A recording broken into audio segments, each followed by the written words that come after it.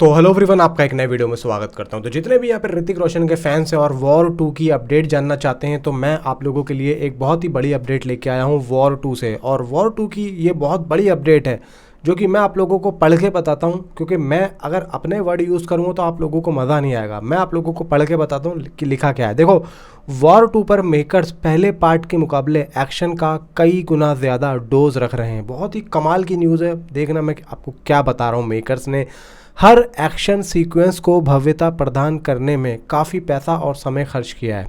यानी कि अभी तक हमने जितने भी एक्शन सीन्स के बारे में सुना है उसमें पैसा और मेहनत भरपूर लगी है। एंड यहाँ पे कहते हैं मेकर्स के पिछले पार्ट से भी कई गुना ज़्यादा एक्शन का डोज इस बार रख रहे हैं मेकर्स। पिछले साल अप्रैल से शूटिंग शुरू हुई थी तो मेकर्स हर शेड्यूल के बाद में कई हफ्तों का गैप भी रख रहे हैं। वो इसलिए रख रहे हैं क्योंकि देखो, सोचने और करने में काफ़ी फ़र्क होता है। एंड सोचा जाता है, उसके बाद अगर किया जाए तो ज़्यादा बेहतर होता है। पिछले महीने के मिड में ऋतिक रोशन और जूनियर एनटीआर पर फेस ऑफ फाइट सीक्वेंसेस फिल्माए गए। मेकर्स ने उस सिंगल सीन की शूटिंग 1 या 2 नहीं बल्कि हफ्ते भर तक की। उस पर तकरीबन 100 घंटे काम किया गया। फेस ऑफ की शूटिंग के दौरान दर्जनों बाइक सवार स्टंट करते दिखेंगे।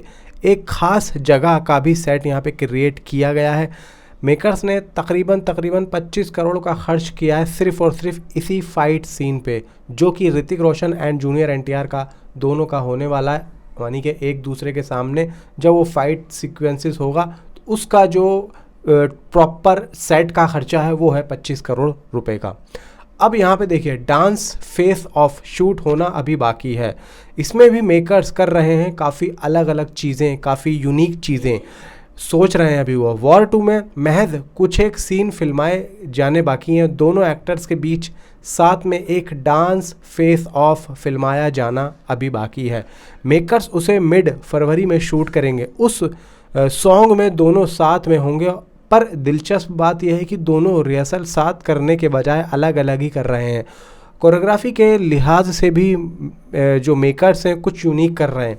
यानी कि बात यह है कि हर एक चीज़ में यहाँ पे यूनिकपन मेकर्स कर रहे हैं। अब देखो, ये किस्मत से हो रहा है या फिर जानबूझ के किया जा रहा है वो मैं नहीं जानता, क्योंकि देखो, अगर यहाँ पे रिहर्सल्स होती हैं तो दोनों ही एक्टर्स एक साथ होने चाहिए।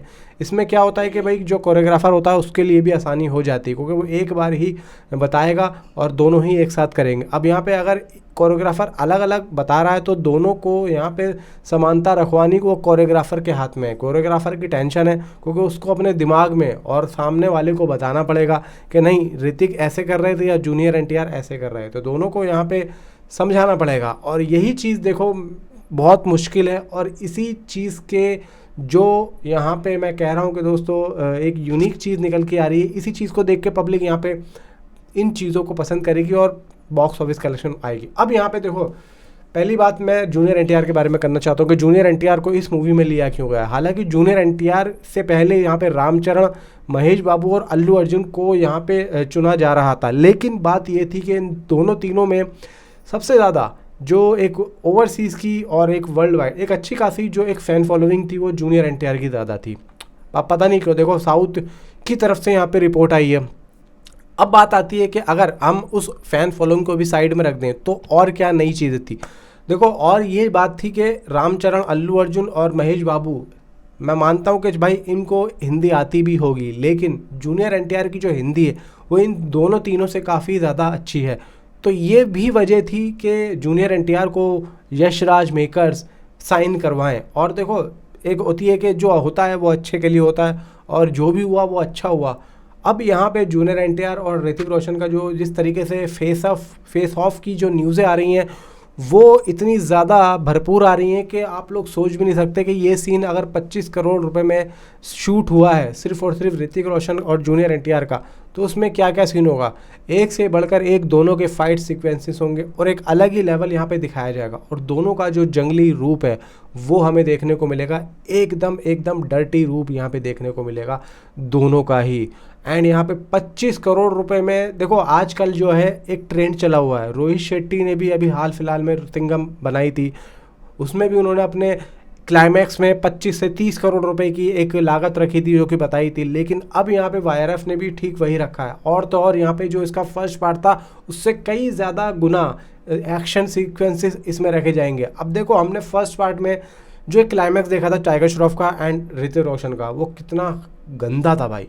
मतलब गंदे का मतलब यह है कितना ख़तरनाक था और कितना पागलपन था उसके अंदर। तो अगर उसको ये बोला जा रहा है कि वो कुछ भी नहीं है, तो भाई अब इसके अंदर क्या होने वाला है? मुझे तो ऐसा लग रहा है फिर कि भाई हर 5 मिनट 10 मिनट में एक्शन सीक्वेंसेस हम लोगों को वॉर 2 में देखने को मिलेंगे, ऐसा मुझे लग रहा है। क्यों? क्योंकि देखो, अगर पहले पार्ट से ज़्यादा इस मूवी के अंदर एक्शन है तो भाई सीधी सी बात है, हर 10 मिनट में 15 मिनट में एक्शन सीक्वेंसेस एक अलग ही अलग मोड़ मूवी के आएंगे, जो कि यहाँ पे एक अलग ही लेवल देखो पार करेंगे। और अभी सीधी सी बात है, देखो 25 करोड़ की लागत से जो सीन शूट हुआ है हीरो और विलन का, यहाँ पे फेस ऑफ होगा, वो पूरी फिल्म का एक लाइमलाइट सीन होगा, पूरी फिल्म का। इतना मैं ज़रूर कर रहा हूँ। और अगर एक टीज़र भी रिलीज़ होता है और अगर उस टीज़र में इन दोनों का इस तरीके का कुछ भी आ गया तो भाई ये फाड़ देगी। अब देखो, बहुत से लोग कह रहे हैं कि 26 जनवरी को क्या उसका कुछ आएगा। भाई यहाँ पे कुछ भी नहीं कह सकते। और अब तो मैं यही कहूँगा कि कुछ कोई मतलब उम्मीद ही मत रखो, कोई उम्मीद नहीं है कि 26 जनवरी को इसका कुछ आ सकता है। मे भी यहाँ पे बहुत से जो ऋतिक रोशन के फैंस हैं उनका ये कहना है कि भाई एटलीस्ट एक पोस्टर तो यहाँ पे मेकर्स रिलीज़ करें, एक पोस्टर की मांग है, वो अगर यहाँ पे होता है तो बेहतर होगा, वेल एंड गुड होगा। वरना मुझे तो अब वो भी नहीं लग रहा है कि ऐसा कुछ हो पाएगा। बाकी देखते हैं क्या होता है। नीचे कमेंट पर आप अपनी राय ज़रूर दें। तो मिलता हूँ आपसे अगले किसी वीडियो में। Thanks for watching.